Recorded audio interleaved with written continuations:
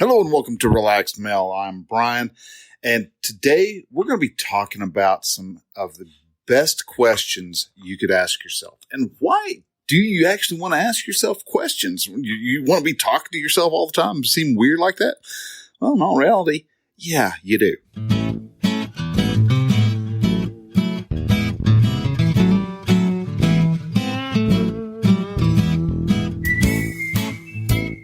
Hello and welcome to Relaxed Male, a podcast that helps men change their relationship with themselves. I am your host, Brian, and I am a men's life and mindset coach who is here to help you understand that you don't have to suffer at your own expense. You can live your dream, and I encourage you to set, then pursue your goals. So join me as I change the mindset and attitudes of men so that they can be the leaders of their families and their destinies.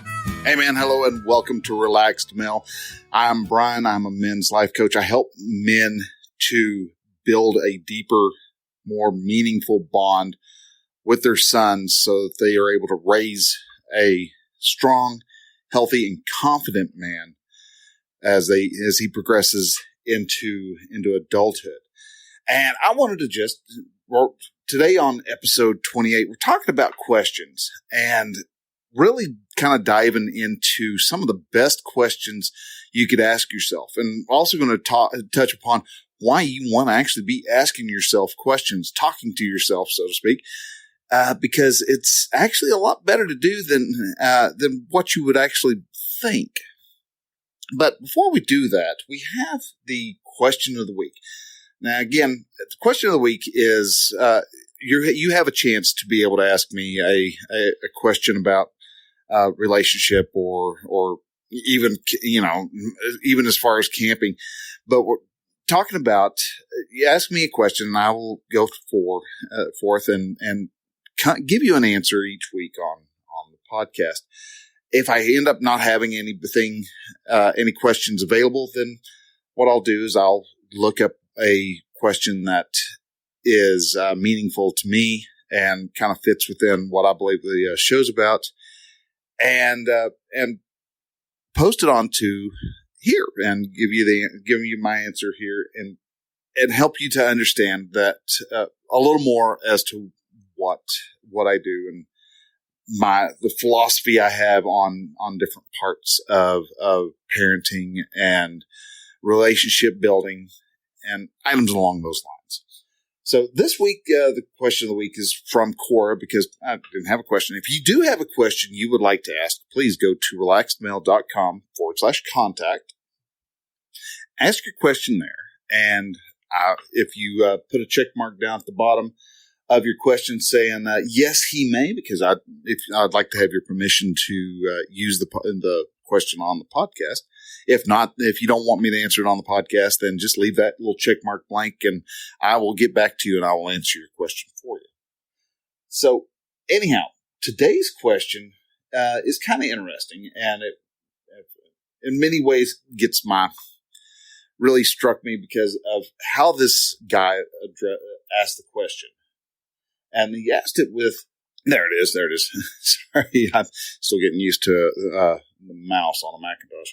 But the question is this: why is my abusive father trying to sabotage my goals and dreams of going to a certain school by saying subtle things indicating that I'll never accomplish it, like implementing this subtle subliminal message in my head that I won't accomplish it? Why? All right. Well, first off, that's a really convoluted way of saying my daddy is being mean. All right. This screams victimhood. All right. So we're going to go into this.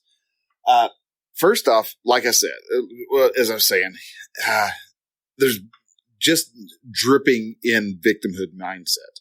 All right. Why is dad being mean? Well, dad's being mean because you see him as being mean. He has taken all of this gentleman, what was his name? Bruno. His name is the questions person asking the question. It was his name was Bruno. I can't think of what his last name was. But anyhow, Bruno is playing the quintessential victim. All right, he's claiming he has no power whatsoever. His dad is abusing him, telling him that he can't go to he shouldn't go to this school because he's going to fail, without actually even hearing any reason as to why. Or maybe he has been told why he says those things, but because he is wanting to play the victim, he is going to ignore all the reasons that have been put out before him. So the abusive father basically is mean things like, well, that's a really tough school to get into. That's a really tough school. Do you think you could really make that something like that? If that's really tough.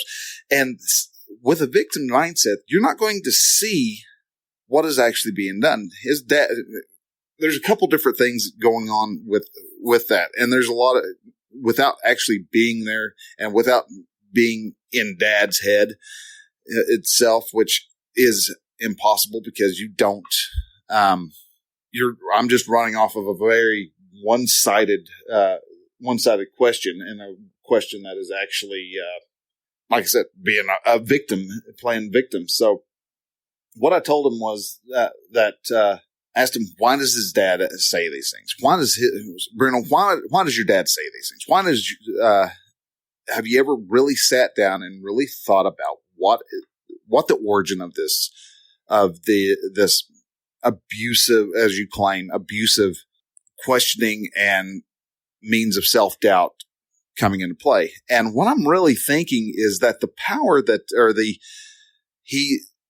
because he wants to be in a victim mindset, Bruno doesn't want to take any of the responsibility.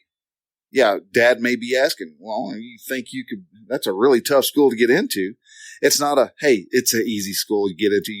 Hey, actually, his dad could be very well doing a very good thing of helping him set a level of expectations.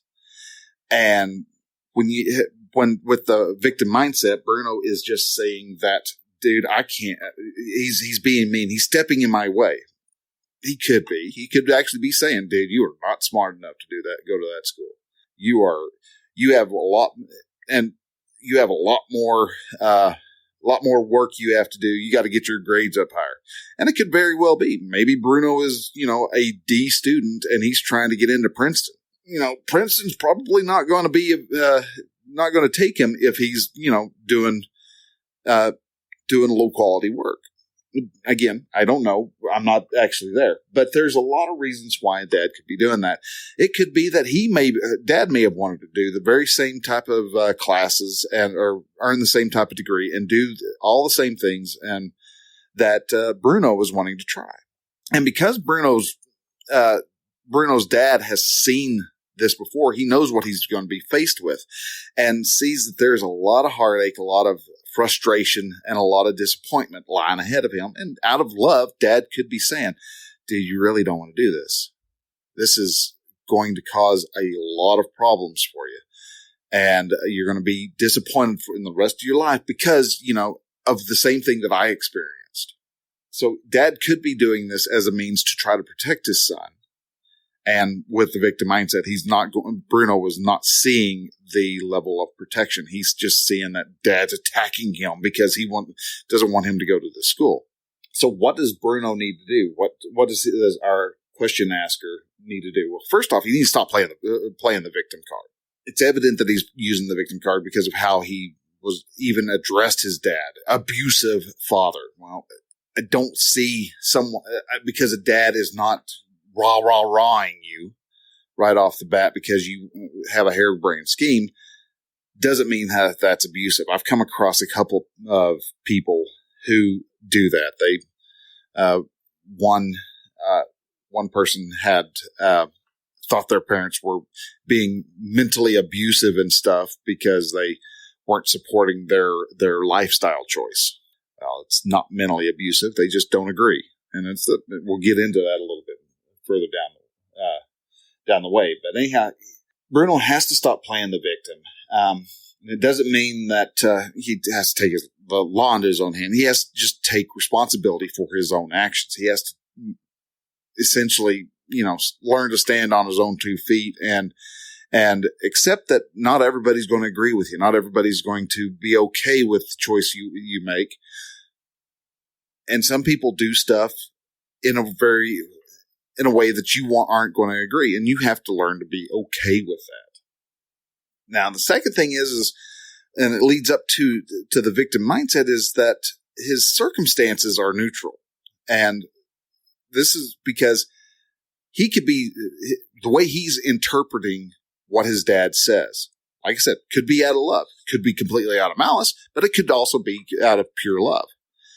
He loves and cares for his dad or his son, and dad doesn't want baby boy to hurt, disappointed, frustrated, and to give up and have to go through the suffering and disappointment of giving up on a dream. He has to understand, and it's good if Bruno would understand that all circumstances and events in your life are completely neutral until you apply a thought to it. If you once you take a thought or something happens, once you apply that thought, you can decide whether that thought is going to be a good thought or a bad thought. And I'm not saying that there are bad emotions, because once that thought comes into play, that thought actually creates the emotion, which creates the actions that you take, that creates the results you wind up with. So if you're having a thought of, well, I'm bored, it may cause you to want to go have a cigarette, or you might want to go eat. And because of that you want to eat just out of sheer boredom, then you're going to end up putting on weight. So your action is you go to the refrigerator, you eat more than what you really need to. The results are you've got your COVID-19. But if you take that thought and you turn it and you apply a positive thought to it, or you take an event and you apply a positive thought to it, you can actually have a better means of understanding where somebody is coming from. You might even be that you feel sorrow and pity for, not even pity. I don't want to pity people. I pity something almost as out of disrespect in some instances. But you could care for your dad, or for the dad trying to attempt to protect this our hero of the question, Bruno. Now, I hear a couple of you screaming through the at your radio right now, saying, "Dude, no, events are not neutral. 9/11 wasn't a good thing," and you're right. Not in my means of thinking. The thought that I had was that the planes hitting the Twin Towers was a bad thing. But on the other side of the world, there were a lot of people who were celebrating the fact that we had that we got attacked on U.S. soil. Another good example of an event happening, and it's neither good nor bad until you apply a thought about it, is, say your saintly grandmother passed away. Are you instantly sad the moment that she died? Or do you become sad after somebody told you that she passed away? Kind of see where that's going.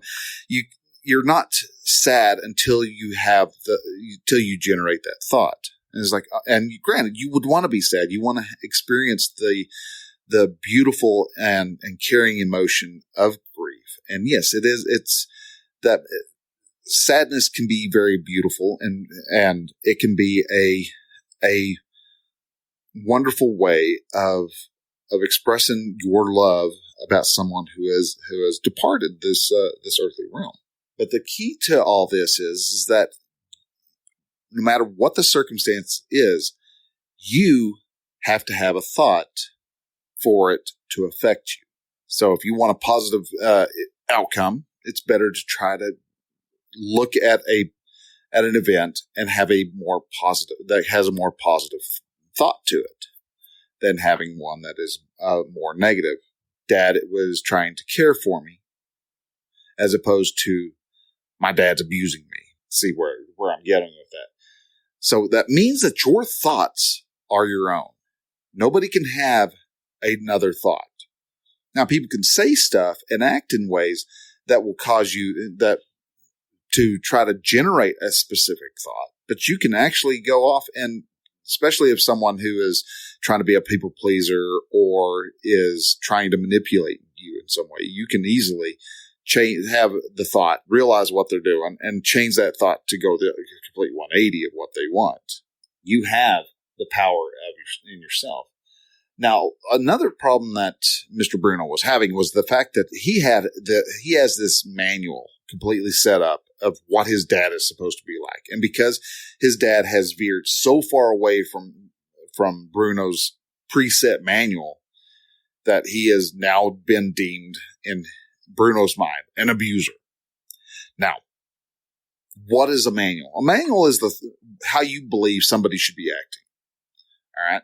We have manuals for our spouses. We have manuals for our children. We have manuals for our moms and our dads and our stepmoms and our stepdads and our grandmas and granddads and aunts and uncles and everybody. We have manuals set up that we have set up in our head for families in general. Families should be doing this or shouldn't be doing that. And whether they should or should not doesn't matter. And yes, we are shoulding all over people. And if you want to know what your manual is for a particular person, then sit down and write out everything that a person should be doing to be a good, say, if you're how do you view your wife? What do you think your wife should do? All right. If you want a good wife and you're struggling with what your wife is doing for whatever reason, then sit down.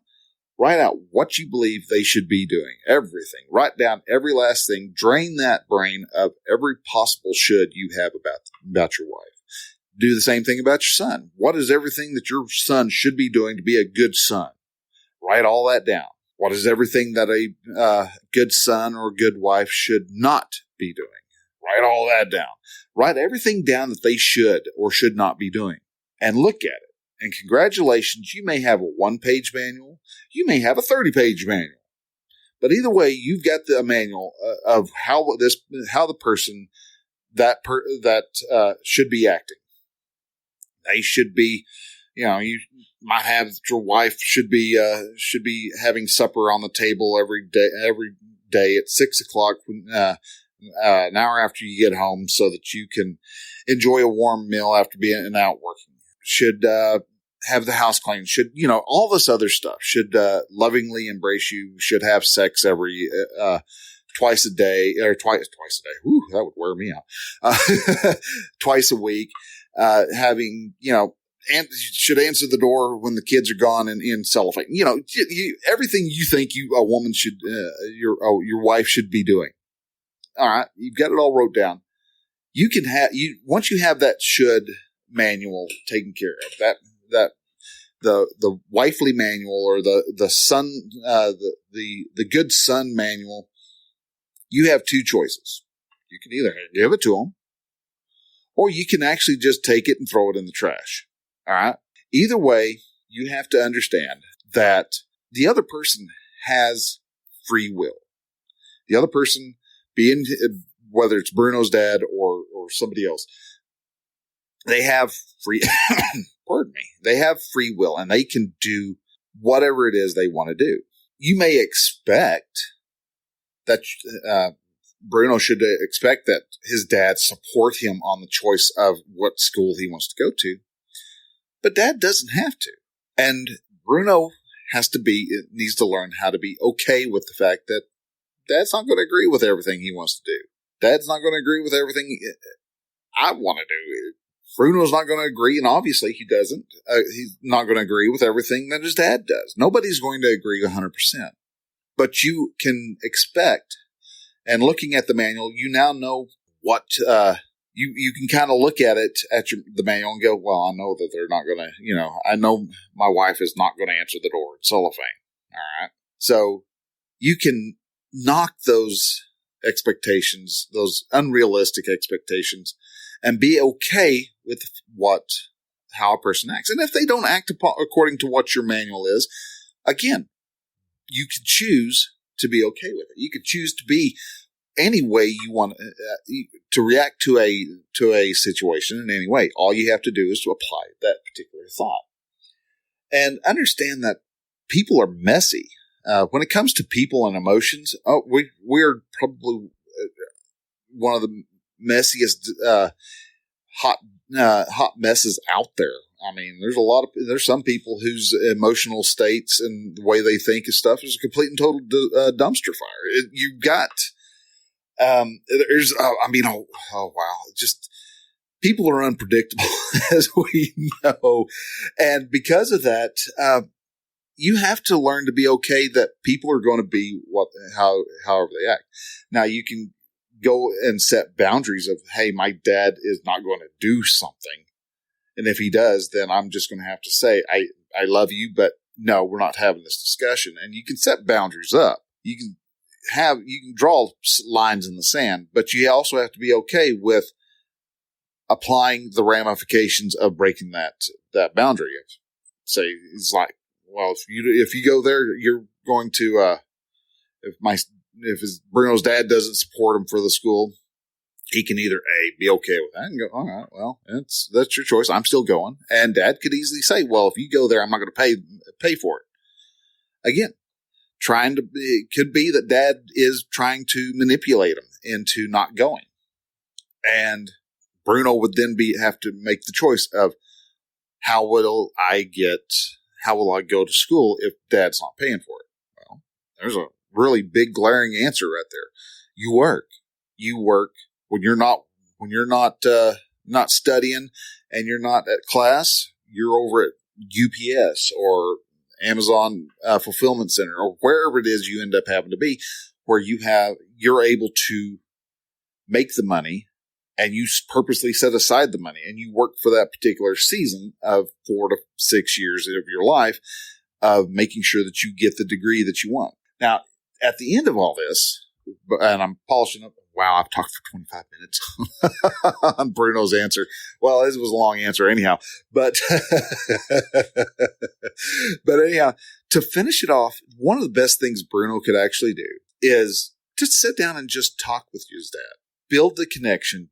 Build that bond that is missing, because especially if you've been playing victim for a while, there's not a real strong bond there, because you're always in victim mindset. And nobody, as I've mentioned before, and I will continue to mention, nobody respects the victim, especially the habitual victim. Yeah, the first time somebody may be a victim of, victim of cancer, or maybe a victim of a robbery.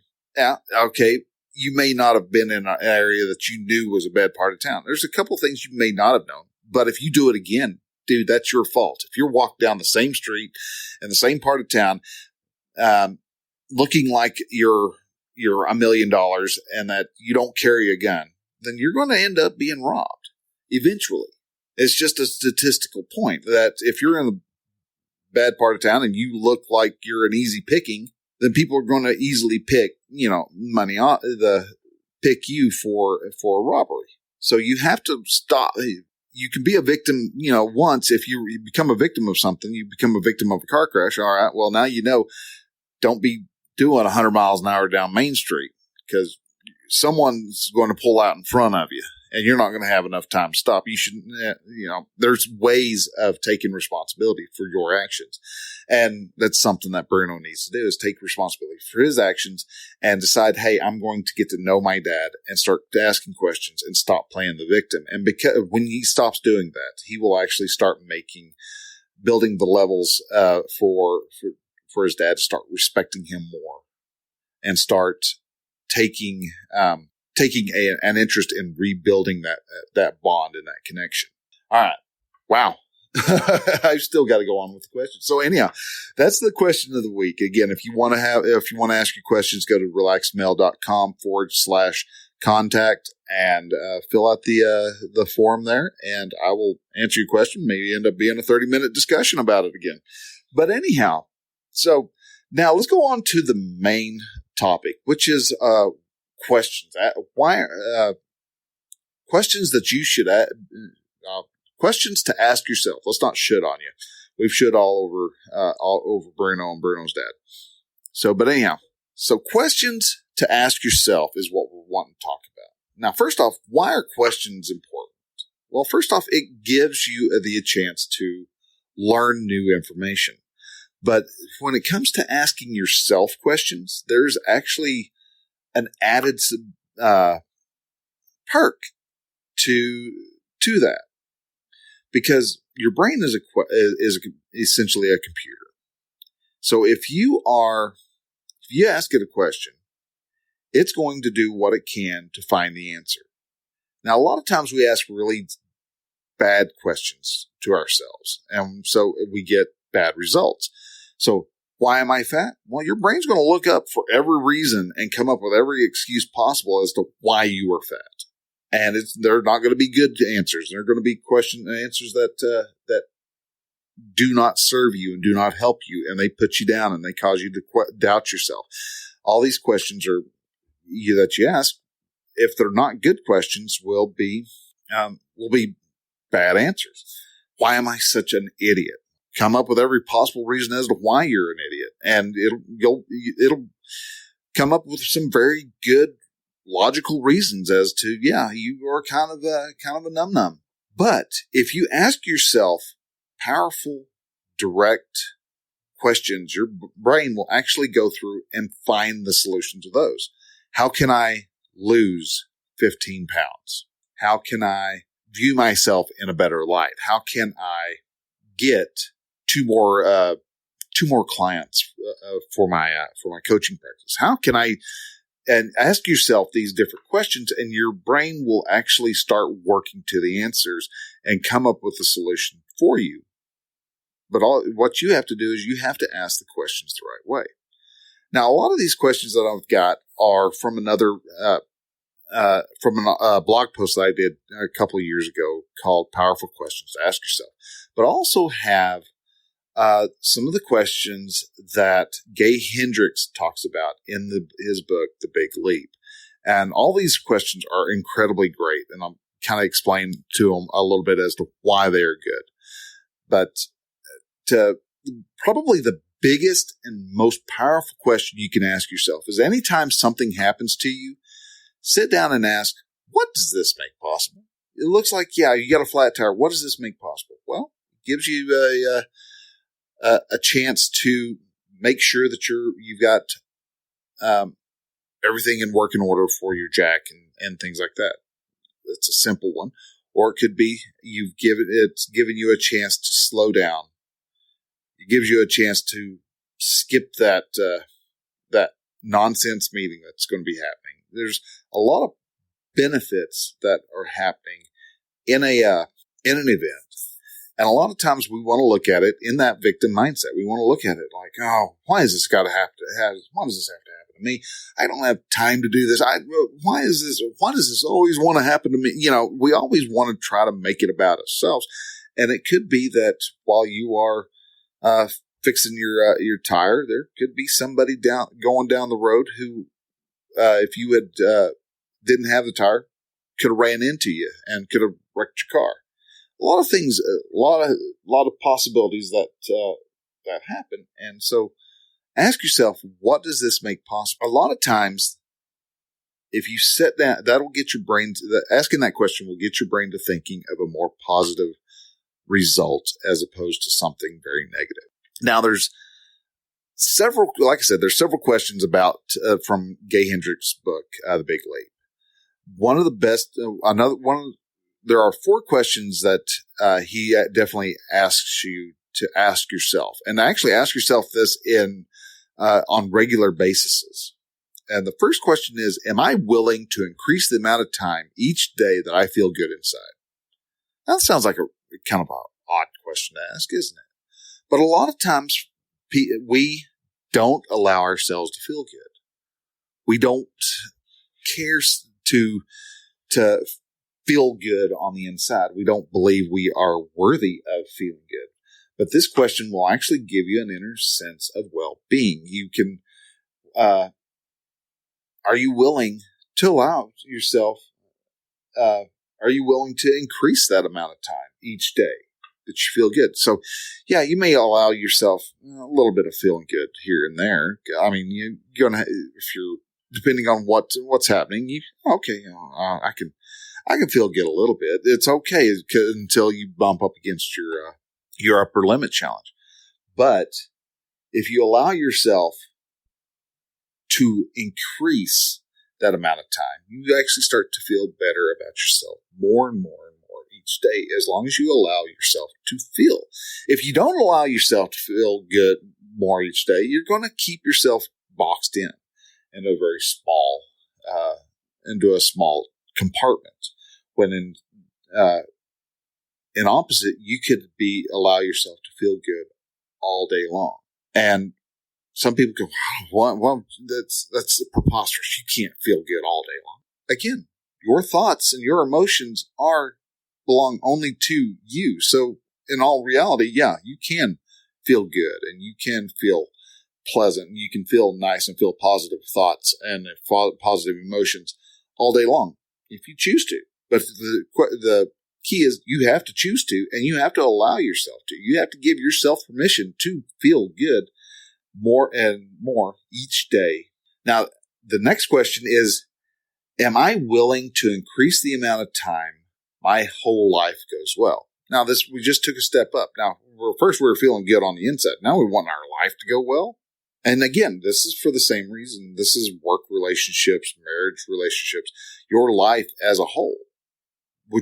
Are you willing to allow your life to go well more times than before? Or do you want to just keep, from time to time, you have a little win. Yay, okay. All right, well, we're going to feel bad the rest of the time. Do we want to allow ourselves to feel bad? Well, you can allow yourselves to feel bad. And it's not that you're going to feel good all the time, 24 hours a day, 7 days a week. No, there's going to be times where you may end up having a fender bender, or your wife is upset about something and you didn't realize it, and you stepped right in the middle of an emotional torrent, and so you kind of have to help her through whatever the problem is. Or maybe you're just having an emotional breakdown and you need your wife in there to help you. I mean, you have to give yourself permission, though, for your life to go well more often. And if you're doing so, if you're saying, yeah, I am willing to to increase the amount of time my life goes well, you're going to experience longer and longer periods of your life going well. While if you don't give yourself permission, your brain's going to not work on that, and it's not going to allow you to have those positive thoughts as you would have at other times. The third question that Gay Hendricks asks is, am I willing to feel good and have my life go well all the time? Yeah. This now, a lot of people are going to go, you can't do that. You can't have your life go and your feel good inside and have your life go well all the time. That's statistically impossible. Well, maybe not. Because so many times we like to argue for our limitations, which is such a weird thing to do, but we do. We argue with, well, I can't do that. I'm just not that smart. Well, that's a limitation that you're putting upon yourself. Why do you want to have that limitation? Why do you want to think that you're not good at drawing? Why do you want to think that you're not good at storytelling? Why do you want to think that you're not good at writing or any other thing that you set your mind to? Why do you want to fight for your limitation? Because when you do argue for your limitations, guess what? You do get to keep them. You get to hold on to those limitations. So if you want the limitations, you can do so. But I would suggest you just stop fighting to keep those limitations. Just let those limitations go. The only person that's actually holding you back isn't the man.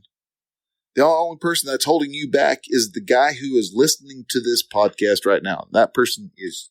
Now, if you're really wanting a limitation, you might really be struggling with one. And you might ask yourself, what's the payoff of having that limitation? See, there's a little sub-question that you could be asking yourself. But when you ask yourself and you reinforce these limitations that you have, you're actually keeping yourself from being able to achieve all the greatness that you actually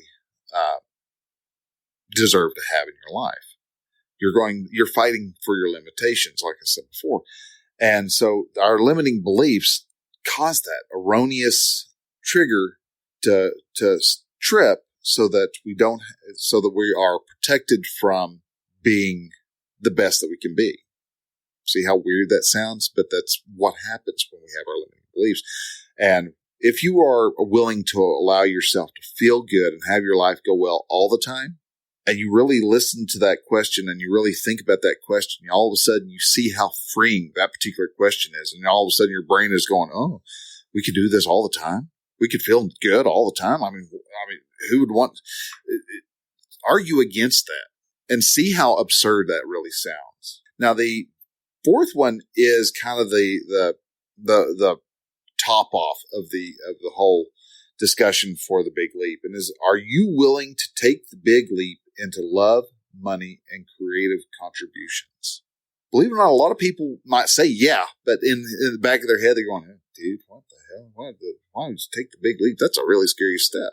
And so we really kind of hold ourselves back because we don't want to take that big leap. That's a big leap. Remember Neo when he first took he first tried to leap across buildings. That was a big leap. And did he make it? No, everybody falls the first time. And so that's such a scary deal to experience to have, is to take the big leap, take that blind leap of faith into having love, money, and a powerful creative contribution to the world and to yourself. It's really a powerful question to actually ask yourself. You can also ask yourself, how much love and abundance are you willing to allow? Especially if you run into an upper limit challenge, a limiting belief. How much love and abundance are you willing to allow? Right off the bat, you know the answer right off the bat, but then you're going to catch that upper limit switch clicking off, going, well, you can't have all of it. You can't have all the love and abundance that comes along your way. You'd be weird. Well, I want to be weird. I want to have that type of experience. I want to just be nothing but a big old walking, glowy ball of love and goodwill, and just, have so much love, so much money, so much contributions that, it just flows through you. The more you have, the more you get. Now, if you run into problems, you might also want to ask yourself, how are you getting in your own way? Are you getting in your own way? And a lot of times, yeah, you are. If you do find yourself getting in your own way a lot, that might be a place where you might have a coach like me to help you out, to help walk you through those different obstacles that you're running into. And you can do that in two different ways. You can either sit down and just look at what's going on. Are you getting in your own way? And a lot of times you can see, okay, yeah, I'm shooting myself in the foot every time I do this, but how do I get around it? And again, you could either join up with a mastermind group like the Conclave of Men, or you can have a coach and do a couple of coaching sessions to help you work through that particular mindset, and see how that mindset shift can actually help and benefit you, and gives you the opportunity to be able to see, hey, this is where I'm getting in my own way. Let me get out of my own way. Stop trying to keep myself from being as awesome as I need to be and I want to be, and allow myself to run free. Now, another question that Gay asks is, are you willing to live in your zone of genius all the time? Now, you may wonder, okay, what's a zone of genius? Well, that sounds interesting. Well, he's actually got 4 zones. He talks about 4 different zones. You've got a zone of incompetence. This is stuff that you can't do well. You might do it just because you think it's something that you have to do, but it's something you don't do well. Easily able to have somebody else do it for you. So, like if you suck at accounting, it's good to have an accountant. If you don't know how to install a printer driver so that your printers work, then it's probably better just to have the college kid down the street come over and pay him, $100 to spend 30 minutes or an hour working on your printer or whatever computer problem you have. Then there's the zone of competence. This is stuff that, you can do. You're not the best at it, but you can do it, and it takes you a little longer to do. Now, this is again stuff that it would probably be better if you just delegate it out and let somebody else do it instead of having you spend the time of trying to fight through the process of getting whatever it is done. Say you're doing the books. If you're trying to do the books, it's probably better if you, again, let somebody else do it. You're competent. You can do it and you can do it right. It's just, you have to struggle through it. Then you have your zone of excellence. And this is stuff that you're good at. You can sit there and you can do blindfolded.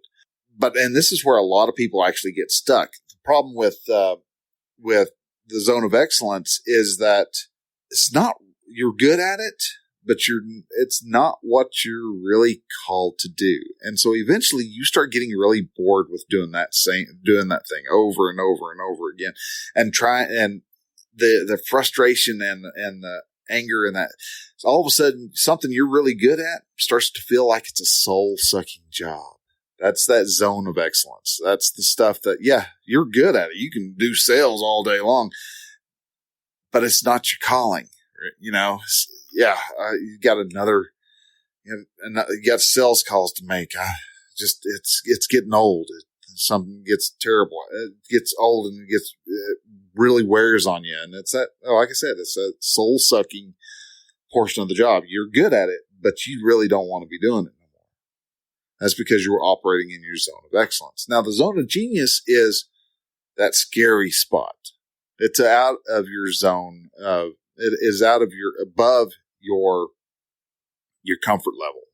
That's where you start working in doing the stuff that all of a sudden you sat down to go to work on stuff, and you've worked the whole day and you've gotten so much done, but you worked the whole day and you don't know where the time went. That is that zone that you want to be in. That's the zone of genius. That's where not only are you good at it, not only do you rock at it, but you feel nourished from it. You grow from doing this every time, and it excites you, and you're excited about doing that one thing. And that's what the zone of genius is.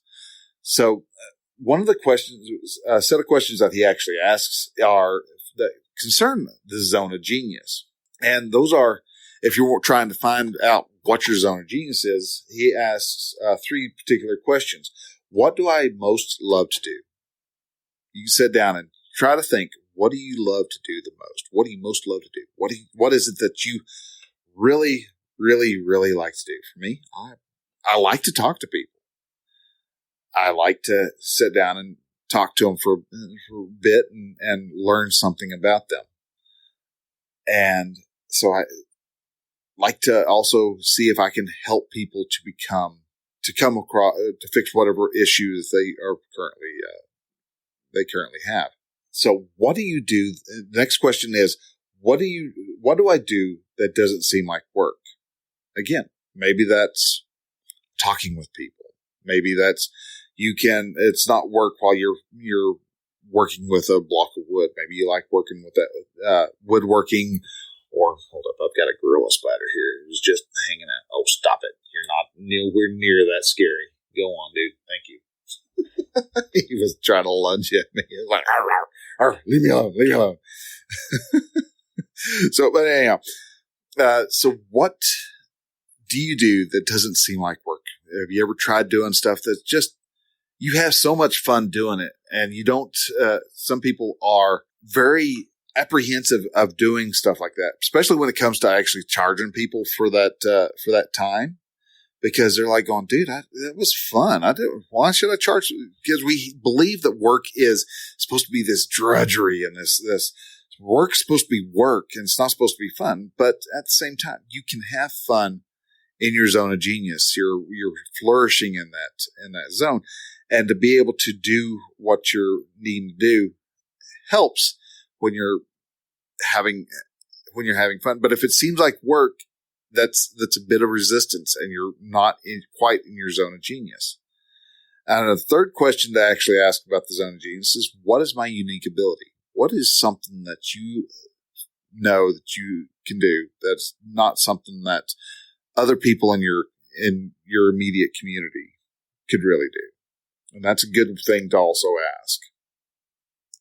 Now, there are a few other questions that you might look at asking yourself, and these are some questions from a blog post that I did a couple years ago. And that is, why is this problem important for me to face? So many times we get ourselves wrapped up into a problem and don't even realize, and don't even actually ask, why am I facing this problem? And because a lot of times life actually takes the time to try to teach you a lesson. And if you don't get that lesson, you'll end up facing that test over and over and over again until you actually learn that lesson. And so that's one reason why a lot of people have the same hang-up. They run into a problem, and they're always known for tripping over that problem. Maybe it's something with alcoholism, and to be able to get past it, there's something that they need to address that they haven't, and because of that, that problem keeps cropping up and again and again and again. And so there's a reason why that problem is important for them to face. So if you stop and you look and you ponder why that problem is important for you to face, you may come up with this very surprising answer. Another way to look at this is, why is this problem so excellent? You're like, what? Problems being excellent? Yeah, dude. Problems can actually be a very good thing. Why? And a lot of times it's because of the learning aspect of what that problem presents. If you can look at it and understand the benefits of this problem, you can actually see why it's good, why it's an excellent problem to face. I don't have enough money. What is that problem? Why is that a good thing? Well, it gives me a chance to understand where money comes from. I have another problem, actually a problem that would be really excellent to have, honestly, is all of a sudden I exceed, my website crashes because I have too many people come into it. So I have to start finding a more robust service to handle the traffic. That's a good problem to have, is it not? So that's a very excellent problem. I've got so many visitors. I don't yet, but I will. I want to have that problem. So, what is the best use of my time is another good question. Are you using your time to the best of your goals, or are you just sitting in front of a television watching Netflix when there's something else that you could be doing? Maybe you could be working on a business. Maybe you could be working on getting your family set up to be able to live comfortably down the road. So, are you using your time to the best of your abilities? The next question is actually more for if you're faced with a challenging emotion, you can always ask yourself, how does this feeling serve me? Does this feeling serve me in any way? And if it does, then good. Keep it. If it doesn't serve you, then start looking at a way to being able to change that emotion. Change your thoughts so that you can change your emotions. And next question would be, how does this project advance my goals? Sometimes we get ourselves caught up in doing different projects, and it doesn't really help us get towards our goals. I'm trying to, I've got a goal right now of increasing the number of clients that I'm seeing. I find myself doing little projects that I tell myself are to increase clients, but in all reality, it doesn't.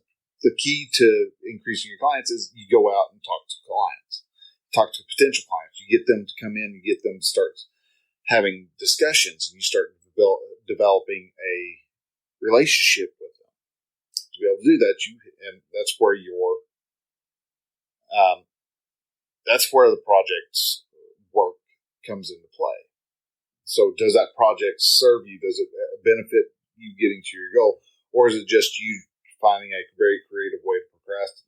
If you ever find yourself in a very scarcity-centered mindset, you've got an emotion that is based on scarcity.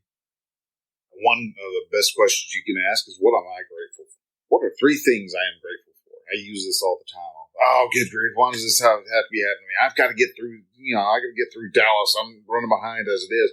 I'm almost out of time. I've got to get moving. Well, what am I grateful for? Well, I'm grateful that I have a job. I'm grateful that this truck works and has a working air conditioner. There's a lot of things I could be grateful for. A great question that you could also ask yourself is, what am I going to accomplish today? Great one to ask when you get up in the morning. You're pouring your cup of coffee, if you like me, and go stand out on the back porch and enjoy the weather as you're waking up. What are you going to accomplish today? Well, I'm going to get a podcast recorded, and heck, I've got one heck of a podcast this month or this week to record. So you can get your creative juices flowing though by asking the question of what's going to get accomplished today. What are 3 things I'm going to do today? And then once you get those 3 things accomplished, make sure you give yourself a reward. For me, I get 3 things done today. I get to go play on my PlayStation. That's my fine how to do. Another is, what is your greatest asset?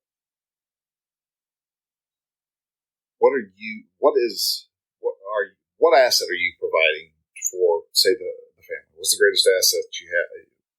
Your greatest asset for your family? What's your greatest asset for your work? You can find out, and you ask yourself that, and just let your brain run on that. It'll come up with some okay ones, and then eventually it'll trip over that really greatest asset. So that's a good one to ask yourself on a constant basis. Something that we never do though is, for the next question, are you willing to actually forgive yourself if you screw up? So many of us beat ourselves up over being human that we won't forgive ourselves for doing something that we did some time back. 30 years ago, you may have been a completely different person and been a complete and total little turd to your parents. And you've never forgiven yourself for it. You blame yourself for all the hardship you have, and you are trying to blame somebody else for your hardship, and you don't want to take responsibility for what you did. And because you're not going to take responsibility, you're not about to forgive yourself for something that you didn't do. When in all reality, you probably had a hand at it, and there's probably some aspects of whatever horrible event happened in your life that you actually would benefit if you took responsibility for that action and then turned around and forgave yourself for that very action. Another one is, are you willing to laugh at your mistakes? So many of us refuse to or want to be so serious about everything. I can't laugh at something. I screwed up. I lost $20. Well, that's me. I'm always losing that $20 bill. I don't know where it goes, but it likes to disappear in my pocket. I love to laugh at myself. I think life is way too short to take seriously. So I try to laugh at every moment that I can. I love having hearing jokes and laughing as boisterously and loudly and as full of joy as I possibly can, because it's an amazing feeling, an amazing sensation. And heck, if I'm not going to laugh at myself, someone else will. So I might as well join in on the joke. You see what I'm saying? So are you willing to laugh at your own mistakes? Try to say yes. And the last question I'm going to ask for this episode is, why am I doing what I'm doing? Why am I doing this particular event? This kind of comes from Simon Sinek's and his whole know your why. Why are you doing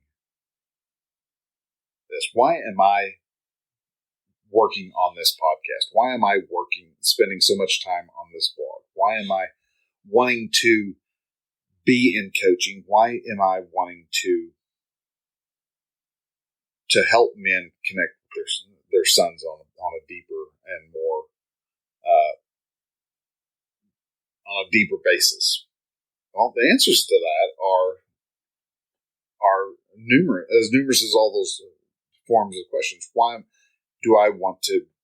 Why am I spending all the time on this website? Because this is what I like. I like to do. A very simple answer, but also I want to help people, not just men, but people in general, to understand that life is a lot better than they want to give it credit for.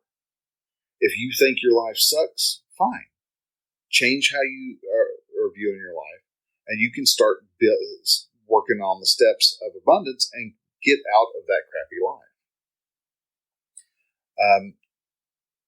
And the reason why I want to help men help their sons is because when my son was in his teenage years, it became a very tumultuous period of my life. I was driving a truck all the time, so I wasn't there. I didn't feel like I was there to help him when he needed help. But at the same time, he had started making a bunch of choices, and I came at those choices from a very victim-oriented mindset. I was thinking that he was ruining how people think about me and the reputation in the neighborhood. People were going to think poorly of me and all this.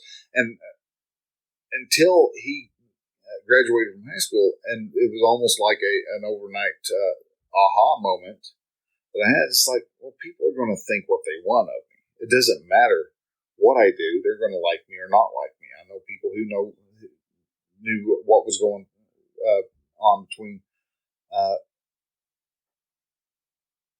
me and my son at the time, and it was I was just as much to blame for his actions as he was to blame for his choices. And because of that, and being able to step back and see that had blame in that, and because I took a victim mindset, and had that line of thinking, I looked at a lot of my son's actions as being something that was completely wrong, and that was just a teenager being a teenager. He was the points of rebellion that he did. Well, okay, that's just because he wants to point out that he's his own person, and so he wants to exercise that newfound will that he has, and I was trying to stifle that will, and so he was going to the as all teenagers do, going to an extreme that to make a point. He was wanting to know that he had the ability to influence life, and one way to see influence and see the ripples in actions is do something that would get Dad kind of not riled up, but would respond to his actions. And so I want to help dads understand that, dude, you can relax.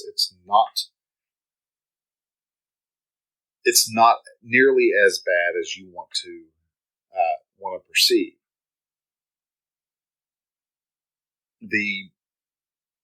time for parents. I was wanting to be a parent in the teenage years, and that's not what men need to do when their sons are in the teenage the period of their life. Dads need to actually transition over into a mentorship style of parenting, so that they can help guide their sons to be the man that they want to be, that they need and should and are to be. I can talk. So that's a lot of why I do what I do. I want to help men understand that life is great, and that other people are not going to be the issue. The problems that you are facing in your life are problems that you're facing. Your thoughts are completely dependent upon your thoughts. Your actions are completely dependent upon how you look at them, and if you can actually change those thoughts, change those actions, and change the relationship you have with your life. So, anyhow, that's, for me personally, that's why I'm doing what I'm doing. I want to help men to ensure that their sons grow up to be strong, confident leaders that they are meant to be. All right. So anyhow, that is an hour and some change worth of content for you. Wow. Anyhow, so want to thank you for listening. If you like the show, please subscribe. If this is the first time, subscribe to the show.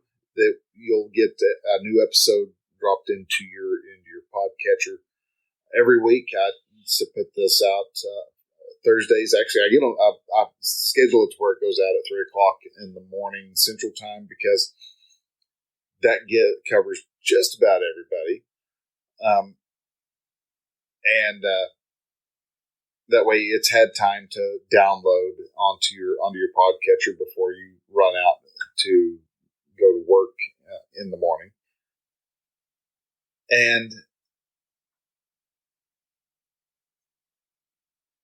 if you really like the show, there's two different ways that you could really help me to give people a little more of a sense of credibility.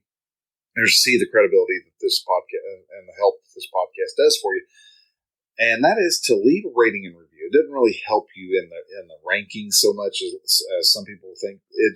But I do know that it helps people to see, oh, okay, well, this has got several 5 stars. And there's two different ways. If you are on listen to this through Apple Podcasts, then go in there and leave a rating and review in Apple Podcasts. If you are the rest of the world who doesn't use Apple Podcasts for their podcatching for their podcast consumption, then if you go to relaxedmail.com/podchaser, that's PODCHASER.com, you'll actually go to the Podchaser site and my page on the Podchaser site, and there you can leave a rating and review also. So those are two different ways you can help me. If you are looking to fast track a change in how you're becoming the better man that you want to be, because to help your son become a better person, you have to work on yourself also.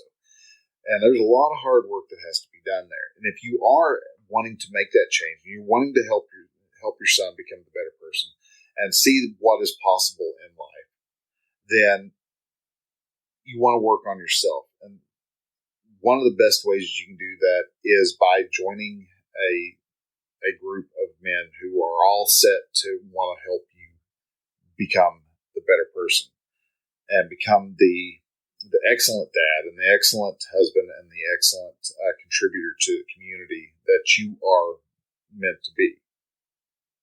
So to do that, if you go to relaxedmail.com, and at the top you will see the Conclave of Men. You can go to relaxedmail.com/the-conclave, and that'll take you to there. You can also go to relaxedmail.com/mastermind, and that'll take you over to the same site also. And from there, you will actually be able to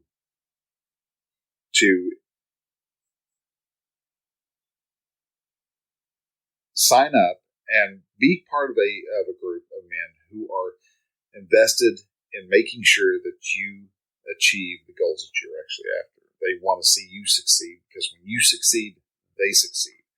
And we all help each other out. We all support each other. We all stumble sometimes, and it's good to have other men there going, dude, I've been there before. I know what you're going through. Here, this is how I got past it. And these men can help you do that. So if you be interested in doing so, I'd love to have you join the Conclave of Men, because we are dedicated to making sure that we are all great together. All right. So again, thanks for listening. We'll see you next week. I'm going to do a good bit of editing. So anyhow, guys, take care. Love y'all lots. Y'all, and we'll see you next week. Till then, bye.